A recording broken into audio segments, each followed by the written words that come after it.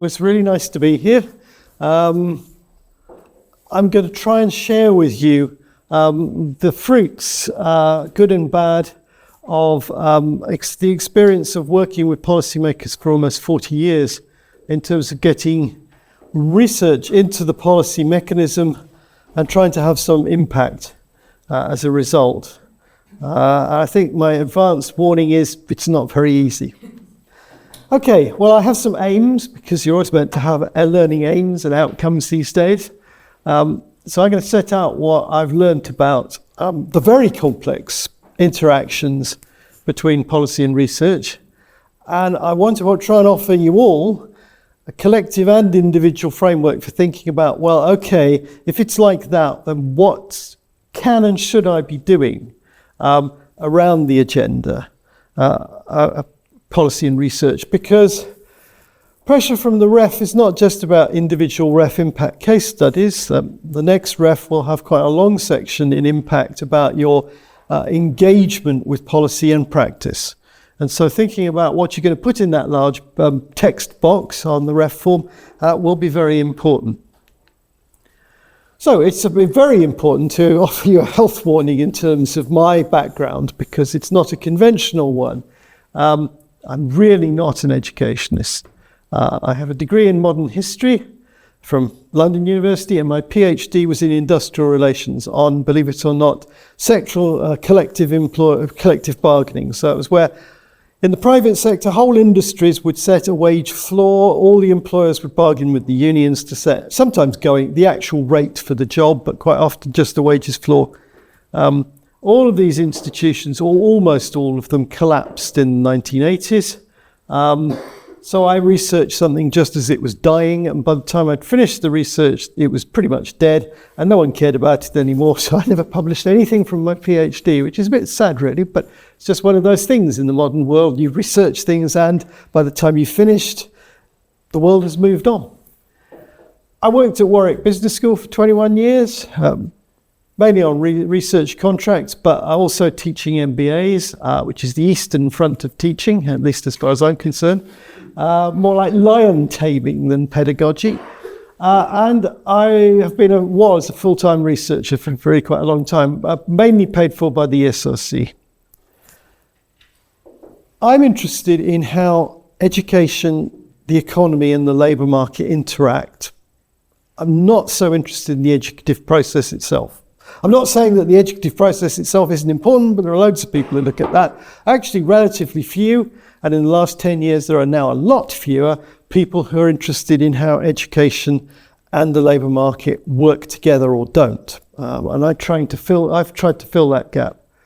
And I think the final thing is that a lot of my research is being conducted as a participant observer inside the policy process, usually sitting on advisory boards or academic boards or research panels for major things like the National Skills Task Force or whatever. Participant observation research is now much more difficult to do, because the research ethics case for that is actually, a lot of paperwork is required to get away with it. When I was doing most of it, research ethics as such didn't really exist, and no one asked the question, what are the ethical implications of a researcher actually being part of the policy process, and what can and can't you report from that process? But I have spent a lot of time on it.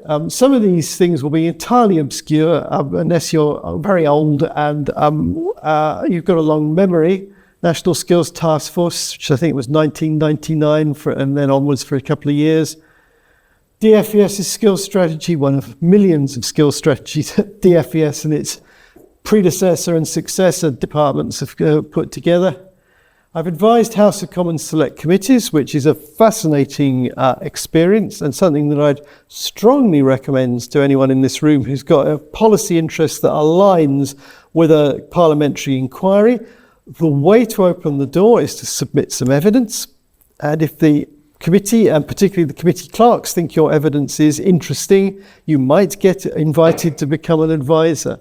Then you'll get to see the inner workings of select committees, which are often hilariously funny. Scottish Parliament's Lifelong Learning Committee inquiry, which lasted 18 months. sector skills development, and then the UK Commission for Employment and Skills. I've been on lots of Scottish Funding Council committees, including the Skills Committee. I was on HEFCE when it existed Research Committee, which looked at research policy and research funding. And yes, I've worked with foreign governments, but mainly actually, it has to be said, in the Anglo-Saxon world. And now, and I'm very proud of this, now I have become a policymaker in my own right. I am a full-blooded policymaker. I am one of the 14 board members of the Scottish Funding Council that gets a vote on how we spend £2 billion a year. And it's a real vote in the sense that we actually make real policy choices about well, we could spend the money there or we could spend it here, and we have to work that out. So I've actually learned hands-on the horrors of policy making, and it has to be said that it's quite a daunting task. And I think that's interesting. So I've now got some real direct hands-on experience of making decisions, which as an academic on an advisory or research panel to some government inquiry or not, you're not making decisions, you're just offering policy advice. So it's a completely different animal in many ways. The responsibility is so much smaller than when you actually become a policymaker and you suddenly have to stand by the decisions you've made, particularly when they start to go wrong, as they often do. So let me say a little bit about what goes on in England and what I think the opportunities are. And I think the starting point is rather a depressing one, but it's best to get the depressing bit out of the way at the start, which is that on the whole, Department for Education's and the Cabinet Office's policy making is not that broadly based on academic research. There are a lot of reasons for that, and I'll go over some of them. But if those of you who've read the recent Post-16 white paper, hands up who has. Well done. It's a really boring read, but it has to be read. There's very few references to external academic research. If there are any, they're to things like the Institute of Fiscal Studies. I don't think there's a single journal article that's referenced, and I'll come back to the fact that policymakers can't really actually access journal articles.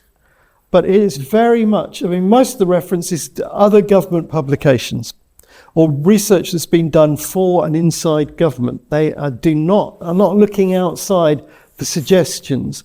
And there was very little consultation by the DFE team that put the white paper together with academics before the paper was written and launched. And some people, me included, might argue that that shows when you read the paper. But I guess that the starting point for why is research less important is that up until very recently, all of the power, all of the real decision-making power on major issues of policy has been centralised into central government. If you scroll back 40, 45 years, your local authority, your local education authority would have been the starting point for a lot of your policy work. Now there is an element of devolution, and it may be that the local and regional agenda is now going to become more important. But for the last 20 years, if you wanted to talk about national policy that had anything to do with education and skills, you talked to Department for Education, Department for Culture, Media and Sport for digital, but of course they've now lost the digital agenda to Department for Science, Innovation and Technology because all responsibilities are like pass the parcel in Whitehall and they move around a lot. Green skills is in the Department for Energy something and net zero. DWP have now taken on the main skills agenda, certainly for adults. So talking to DFE about post-16 skills, they'll talk about 16 to 19 in further education colleges, but they've lost interest in everything that goes post-19 because DWP have taken that over, and they are essentially a social security ministry. So how that one will play out will be very exciting. Her Majesty's Treasury are sitting there lurking in the background throughout our policy-making process because everything has a cost, and Her Majesty's Treasury have become more and more sceptical about many of the promises that DFE have made to them over the years about if you spend more money on education, you'll get this wonderful return. And as the wonderful return on the whole hasn't materialised, HMT are now very sceptical about a lot of things they get told by DFE. And coordination between all of these things is random. And remember that each of those departments is organised in tiny policy silos. It's not, there are very few people even at the top of the organisation you see across their own ministry, their own department, never mind across this piece. So when I see that DISIT says that they're going to have a cross-departmental skills strategy around AI, I think, well, that's a lovely ambition, but I'll be curious to see it happen. The next thing is that a result of policy making over the last 20 years, all of the powerful intermediary bodies we used to have, Higher Education Funding Council for England, the UK Commission for Employment and Skills, which really dealt with a lot of skills policy, have vanished. And what you have in their stead are regulators, Office for Students, Ofsted, Ofqual.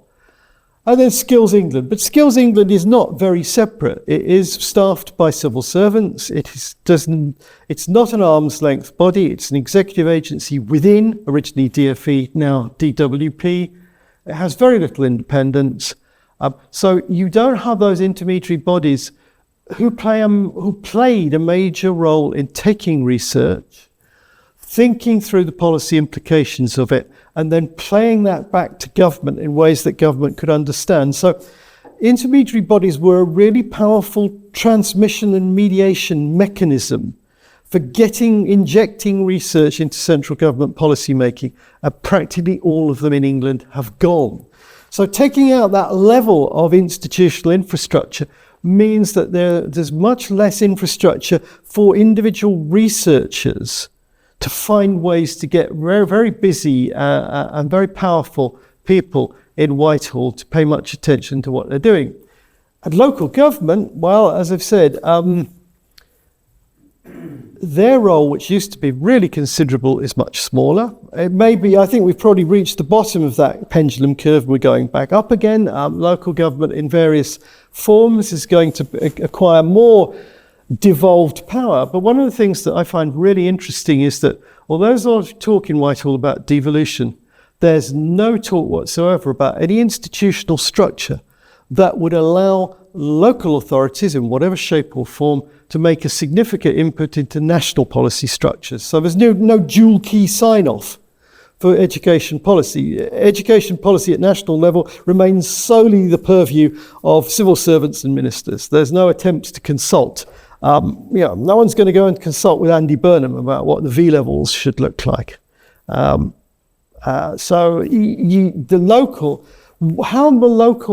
re-emergence of local institutions and local decision-making plays out, I think, is a complete unknown, but it's one of the areas or levels at which I would imagine that your school has got major opportunities for, because Hampshire County Council has got to create a skills policy, skills strategy, and the combined Solent and Hampshire combined authority that is coming down the track will also have to have a skills strategy. So, accessing civil servants. If you really want to be ambitious and you want to play at the national level, how do you access people? Well, the most hilarious story that I know is Alison Wolf's story. Alison Wolf wanted to get more involved in national policy making. Michael Gove had just become Secretary of State for Education. And Alison realised that Michael's adoptive parents in Aberdeen were distantly, really like second or third cousin, distantly related to her family. So that's how she found a way in. She found a way in through familial links. It's just the 19th century model of who you know matters. Certainly mattered to Alison. And it was the start of a glorious collaboration that saw the Wolf inquiry into vocational qualifications, Alison's role in the Sainsbury Review, and all sorts of other things. Participation in intermediary bodies, well, Skills England now actually apparently has a sort of research panel, but they haven't published the names of who's on it. And I don't think Skills England has really got much internal research capacity. What the research panel tell them may not actually have much effect because they're being driven by political considerations and they don't really have the internal capacity to analyse what they're being told. Obviously, there's the very significant but quite narrow role of the Education Endowment Foundation. There is the extremely strange Opportunity Mission Expert Reference Group that I'm a member of, and I'll answer some questions about that if you want to know more. And there are one-off reviews like the Francis Review. But I think the key point is the bottom box. Entry is strictly controlled. I'm not being funny when I say check your social media posts. I was interviewed and got to the final stage of becoming a board member of Skills England. The main question that civil servants had to ask is, Ewart, where are your social media posts? And I explained to them that I'm one of those sensible people who has no social media presence at all. But they had found a blog which I'd done for my old research centre Scope that was mildly critical of T-levels. And they were saying, that's a major problem. It's a major problem. DFE now, if they're interviewing you for any kind of official advisory post, will check your social media posts. And it's no use saying I was critical about the last government, but I love this one. They're not interested in that. What they're interested in is, have you ever been publicly critical of policies made by DFE civil servants? Because if the answer is yes, you probably won't get appointed. So clean up your social media feeds. It's a slightly Orwellian / Stalinist model of recruiting. Basically, we don't want anyone inside the magic circle who's ever criticised us, and that does raise some interesting issues about where critical voices go, but it's nevertheless a reality. I mean, it's one that I thought it was important to share with you because you won't find that one written down anywhere else. Okay, so given what national's like, local and regional may actually be a more realistic starting point. And it's quite plain that the government is not going to spend much money on skills that are not directly related to its industrial strategy 8+2. So the 8 glossy, high-tech, thrilling sectors, plus the 2 not so glossy and high-tech or thrilling, but unbelievably valuable sectors, health and social care and construction. And there are separate buckets of money for green transition, AI and digital skills, and now defence skills as well. And as you're in an area of the country where some of these industries are actually rather large employers, there are probably opportunities. But I was on the Oxfordshire LEP when it was a LEP, Local Employer Partnership. It's now morphed into a local skills skills improvement partnership. But what was interesting was Oxford, part of the Golden Triangle, huge university city, vast amounts of science-related employment around. So Harwell, which is now the Space Research Centre for the UK, particularly around satellites, quantum physics, quantum computing, fusion reactors, all of that kind of stuff. Where were Oxfordshire's primary skill shortage needs? Social care, the visitor economy, logistics, construction. They were well below degree level skills.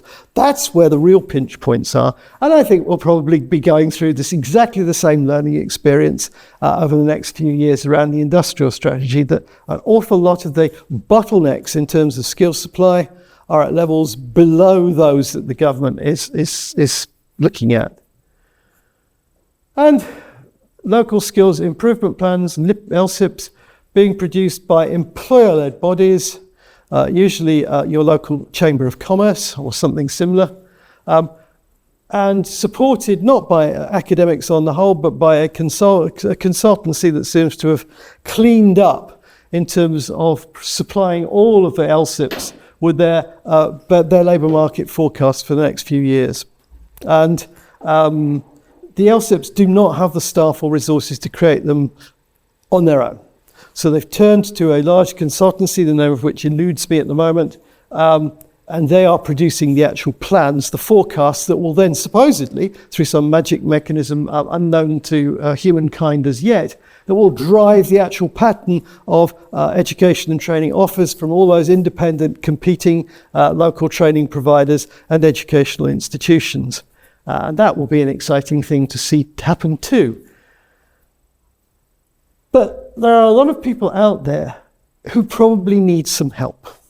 And that's always a good starting point, because desperation and need is a very good selling point if you can supply what is desperately needed. And wisdom, advice, knowledge, and experience should not be underestimated. Also, and I think this is, one of the most important things which people miss, is that policy is not just government. A lot of the policy in the UK is driven by, for example, the Gatsby Foundation has had a huge role because David Sainsbury has given millions of pounds to each party that's in government. And as you have noticed before the last general election, he neatly swapped sides and suddenly started donating again to Labour. So his influence over education policy and that of Gatsby would not be diminished when the Conservative government got booted out. But things like the Green Edge, Gatsby, IPPR a lot less than it used to be, Resolution Foundation, NFER, all are quite powerful players. In terms of the pure charities, Nuffield has gone back to spending a lot of money on education, as you've probably noticed. It went through a period when it wasn't spending very much on education research. Now it's seriously got its wallet out and is spending a lot of money on educational research. So if you're looking for funding for something that's policy-oriented, Nuffield and Josh Hillman, as the head of education at Nuffield, are in the marketplace. Also, don't ignore professional bodies. I mean, obviously there are loads of professional bodies for teaching, but another one that's very influential in terms of your interface with employers is Chartered Institute of Personnel and Development. And again, surprisingly enough, they've actually got money that they're willing to hand out to support writing policy-oriented bits of stuff that they'll put in their research report series. National bodies, well, they usually don't have any money, but they're sometimes looking for help and support from academics, and they're always on the lookout for interesting bits of research. Trade unions should certainly not be ignored. Obviously, within education, the education trade unions, particularly those that represent what might be called management staff, school leaders, are exceptionally important players. And are, again, always in the market for interesting things. And education and training provider bodies. And I particularly underline the Association of Colleges, which I've done quite a bit of work for in the past. If you've got research that's relevant, particularly to the 14 to 19 phase for disadvantaged children, most of whom from 16 to 19 will land up in an FE college rather than a school, the Association of Colleges is a really effective organisation. It's effective in disseminating to its members. It's extremely effective in lobbying DFE, probably one of the most effective lobbying bodies I know on national skills policy, and is well worth talking to. And again, surprisingly enough, they sometimes have some money. Okay, that's the landscape. I want to say a little bit about what I think is driving the actual process and how you can surf the wave, particularly the wave of moral panics. Most education policy in England seems to be driven by, over the years, moral panics about something. People can't read, people can't write, young people are dumber than they used to be, well, PISA scores are declining, whatever it might be. But we have a panic, government feels it has to do something. International benchmarking plays a role in this, though the influence of PISA, I think, has declined a lot in recent years, but international benchmarking and people suddenly, because it's panic, the panic bit means that policymakers look around for ready-made solutions. Now, if you've got a ready-made solution in the back of your pocket, you could get lucky. But I think there is a real issue about the way in which issues are framed by policymakers, particularly civil servants. A large part of my research career has been saying, well, look, there are three dimensions to skills policy. There's supply, which is the only thing that you, government, look at. There's demand. Well, you look at it, but only in terms of forecasts. It's not about the fact that the level of demand from UK employers is on the whole lower than your counterparts in the rest of the OECD. And utilisation. How do skills actually get deployed in the work process, in the productive process, in workplaces, we know that the UK employers are very poor at utilising enhanced levels of skill. Hence, a vast amount of graduate underemployment, but also cascades down into many lower levels of the workforce where their skills are not being used. And that in turn feeds into the fact that we've massively upskilled our workforce, but what's happened to productivity? Well, it's gone in a nasty flat line. So the payoff that ought to have happened from more public investment in skills hasn't materialised. Power structures. In other countries, if you're an educational researcher, you have many more routes of access into policy making, because you've got a lot of powerful intermediary bodies. Many of them run on a tripartite basis between national and local government and the two social partners, employers and trade unions. So if you're sitting around in Denmark or Norway or Germany, that's your route in. But we don't have any of those. So in a sense, that's a blank box here. So the power has gradually migrated or floated upwards to the ceiling where it merges into the DFE.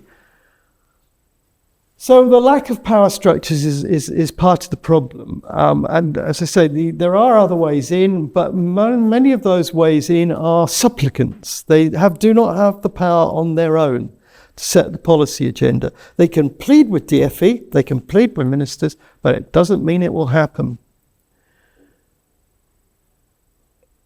And there is also a real problem that in the UK, in most countries, employers are heavily built into decision-making structures and systems of obligation, some legal, some social, some economic, that mean that they have to do certain things within the education and training system. England is not one of those countries. In England, employers have a few minimum requirements around skilling their workforce, like health and safety training, but not many.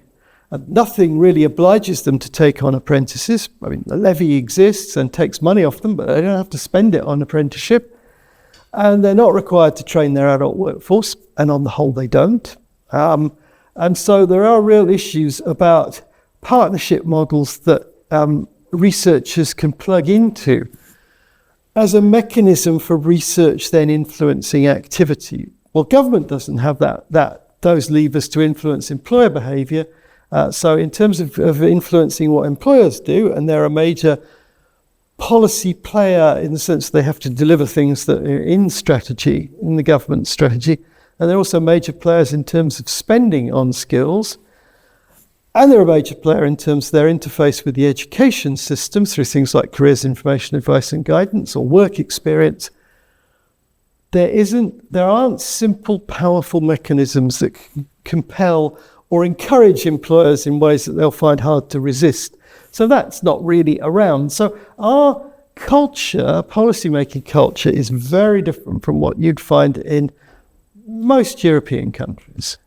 And actually in Singapore, where the government has a very hands-on approach to things like its industrial strategy and so on.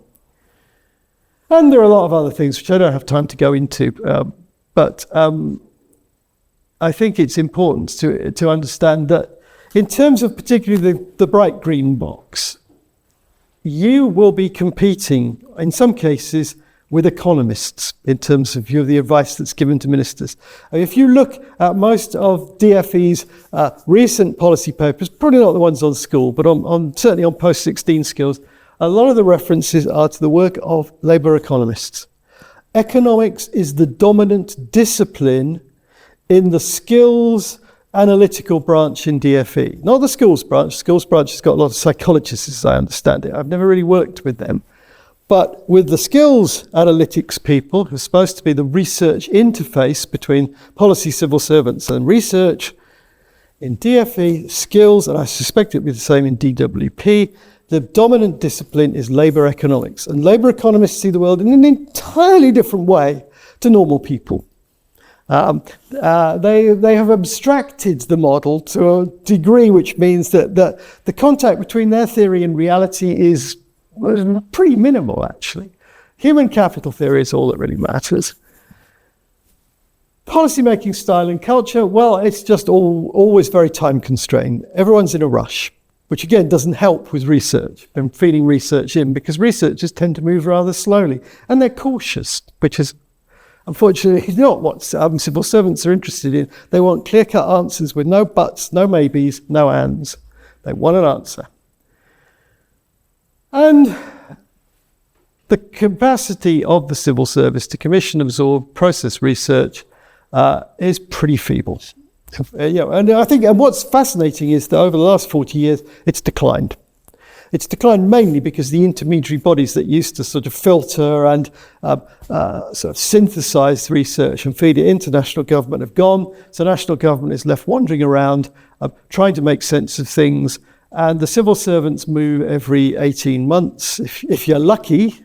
They don't have much background knowledge. So you've got a huge problem about how, if you're a civil servant, do you find out about research and use it? Because your analytical services colleagues won't be able to help you very much, and you haven't got any time, and you can't access journals because they're most of them behind a paywall. Problem. Temporal dimension. Well, everything is short-term these days. Length of the electoral cycle, point in the cycle. I reckon that in 2027, as the general election in 28 looms, panic will set in DfE, because their policies will not have delivered the visible outcomes that the government would like for the electorate, and there will be massive panic. So I'd try and clear as much data space in your diary as possible for 2027, because I just have a strange feeling that there will be a frantic search for magic answers just about then. Pressure from the media, you need to be seen to be doing something.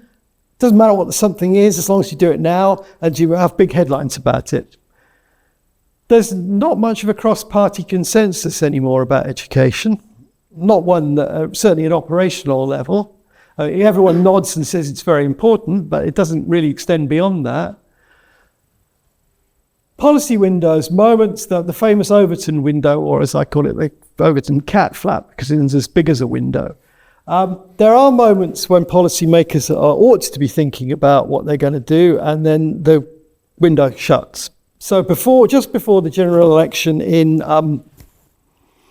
was a year before the general election, the British Academy called together a load of skills and education researchers and the Labour Party's policy team. And every single one of us at that meeting said to the Labour Party policy team, you do realise that if you enter government with no plans and firmly defined policies, the civil servants will fill that void for you. And what they'll fill it with is what they've always filled it with, which is the stuff they're currently doing. What happened? Labour wandered into office with very few plans, certainly on the skills front, and the civil servants have dictated what happens. So timing is all, but timing means that the people who need to be receptive. If they're not, you've got a huge problem. Okay, what have we got? So what are your roles? Well, there are your roles. An undemanding set of roles for people. But I think it is really important to understand that you're not there just to offer expert advice and then the civil servants are going to nod, because it doesn't work like that. I think the bottom one's really important. Most civil servants have no idea what it's like out there in a school or an FE college. Day to day, not at all. Not a clue. And actually, quite a lot of them don't want a clue because it would be too frightening. But you are a window onto frontline practice. And you're a challenge function. I've had civil servants say to me, I've been in conversation with civil servants, so I said, well, I'm a bit puzzled, where's your challenge function inside the policy machine? And they look at me and they say, you're our challenge function. And I think, yeah, but I'm not in the room when any decisions get made. Plus, I'm completely external and I have no power. So as a challenge function, I'm a pretty useless one. But it makes them feel happy to say that we're there to challenge their things. I think reality check's actually slightly more what we do. We can tell them, oh, that policy's not going to work. And we can then tell them why. And they'll still go on and do the policy come what may. But we're there. Oh, and sourceware, overseas research. UK civil servants have no idea what happens abroad.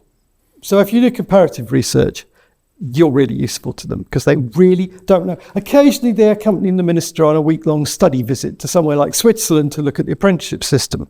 But that's just tourism. That's not research of any kind. And they only come back with the most superficial impressions of what's going on.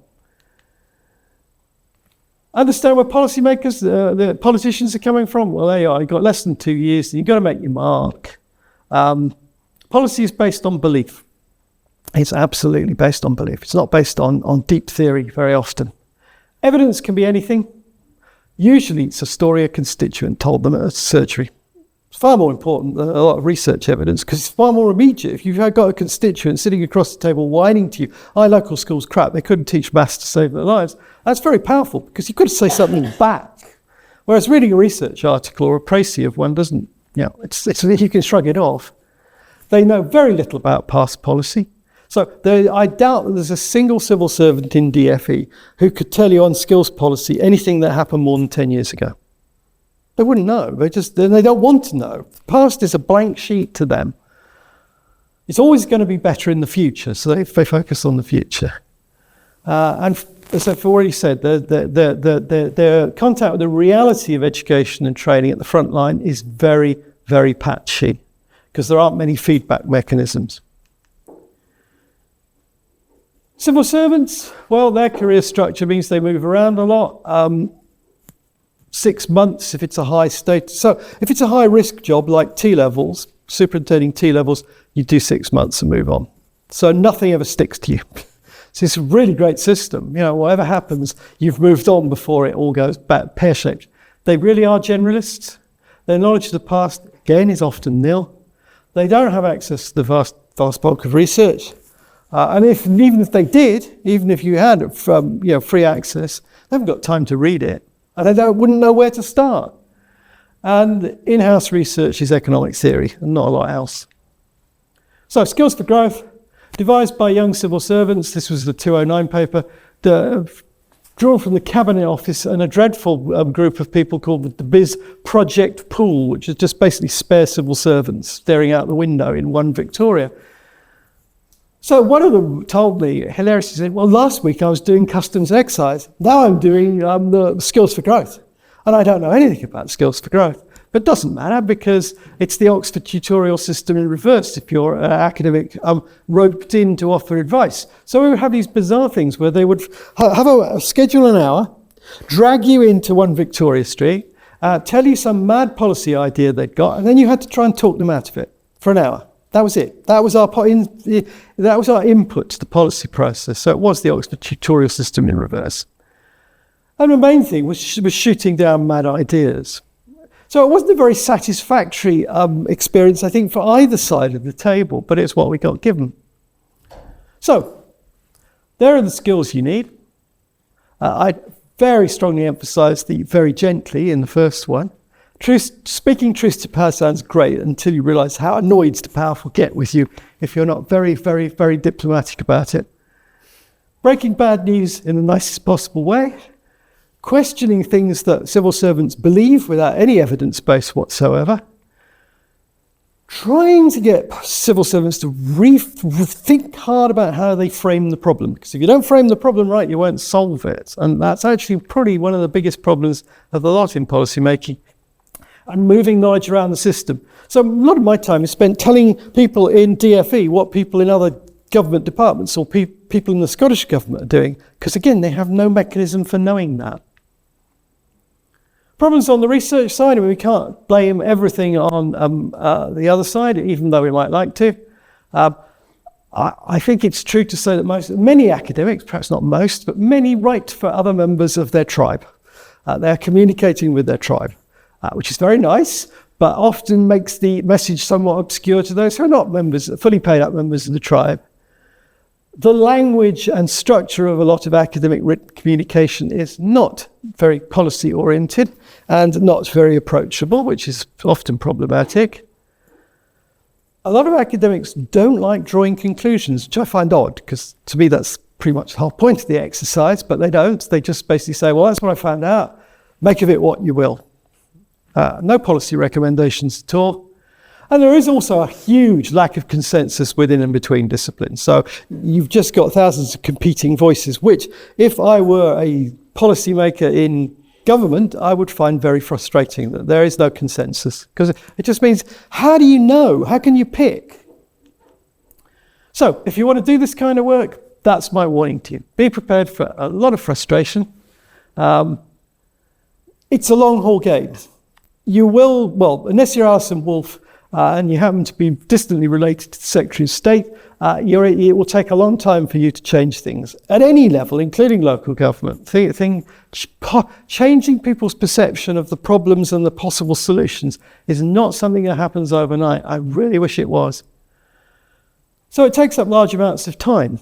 So if you're going to do this, you've got to commit time and effort and persistence to it. It's the idea you're going to flit in, people are going to hear your magic message, act on it instantly, and then you can go away and write your ref impact case study. No, if only. And it's really, really often very complex, and it keeps changing, which is the thing that I find quite irritating. So, resourcing issues. Finally, I think I've come to my last slide. Well, I've got one more to go. Lots of time. I was employed running in ESRC research centres for most of my career. The ESRC were quite happy for me to fritter away a quarter of my time on this. Your head of department may not be. Your time allocation matrix may not allow it, but it is time expensive. And policymakers often conveniently assume that researchers' time is free, as in it's infinite and we don't have to pay for it. So you need to remind them at some point in the process that actually it's not free and you are time constrained, and actually you have salary costs which need to be met. And you need, I think, the days of individual scholars doing this are pretty limited now. I think that many of the policy problems that exist require a collective approach. You require critical mass, so that means more people. So things for you to consider. How do you think in terms of all of those? What have you got? Is this what I want to do? Does it sound appealing? And so on. But those are the questions that I think you've got to consider. So, over to you.